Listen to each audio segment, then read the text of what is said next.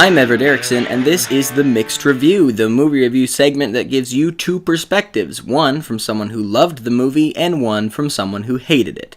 Today's movie for review is Tomb Raider, starring Alicia Vikander, Dominic West, and Walton Goggins, based on the video game series by Square Enix and Eidos Interactive.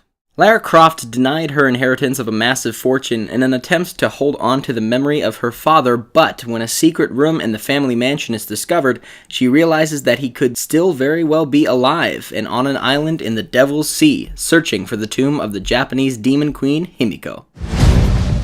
What do you know about my father?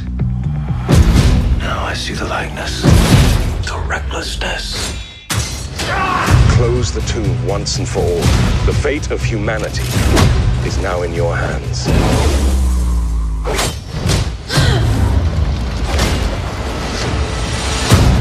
Now it's time for The Good Review.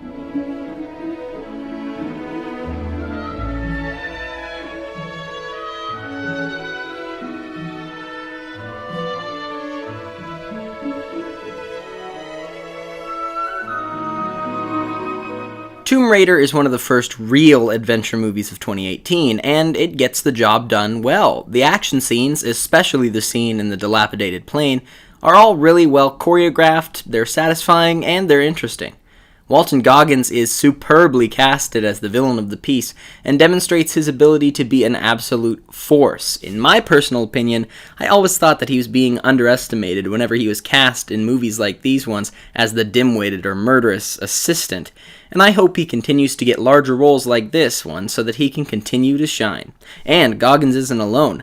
The father-daughter chemistry between Dominic West and Alicia Vikander in this movie is phenomenal, and further works to enhance the antagonist's situational connection to the protagonists, contrasted with complete and total philosophical separation. Alicia Vikander has done a terrific job opening the door for more female leads in traditional adventure movies, and Tomb Raider is a wholly entertaining experience that is bound to leave an audience much more satisfied than the 2001 movie left them.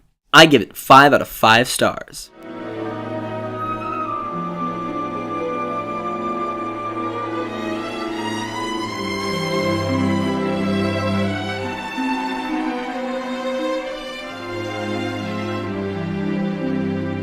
And now, the bad review.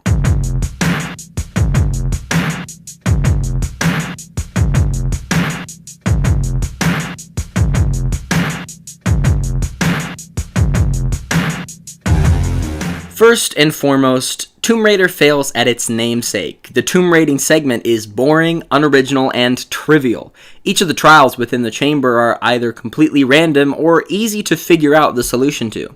Each of the story twists that occur are less inspired than the last, and by the end, the twists come seemingly out of thin air. Story points are brought up and then completely disregarded, the most notable of which is the not-so-subtle infatuation all of the male characters have for Vikander's Croft, a cheap way to garner fan attention that falls flat on its face. Kristin Scott Thomas' character comes out of nowhere. Her relationship to Lara is unclear, and overall, it's just completely useless filler.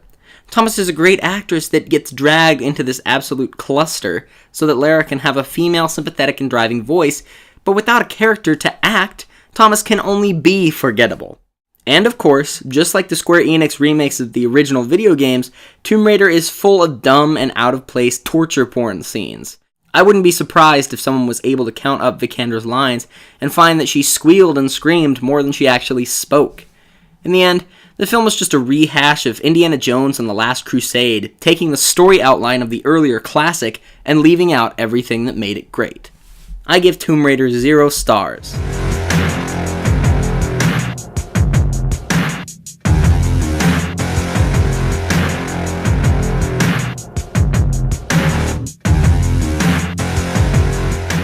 And there you have it. You heard a review of Tomb Raider from someone who liked it and from someone who didn't. Earlier, I mentioned the Indiana Jones franchise, and whether you like Tomb Raider or not, you should really check it out if you haven't already. Or just watch those movies again. But if you want a real adventure, I suggest the 2001 Tomb Raider with Angelina Jolie. Oh boy. I'm Everett Erickson, and that was The Mixed Review.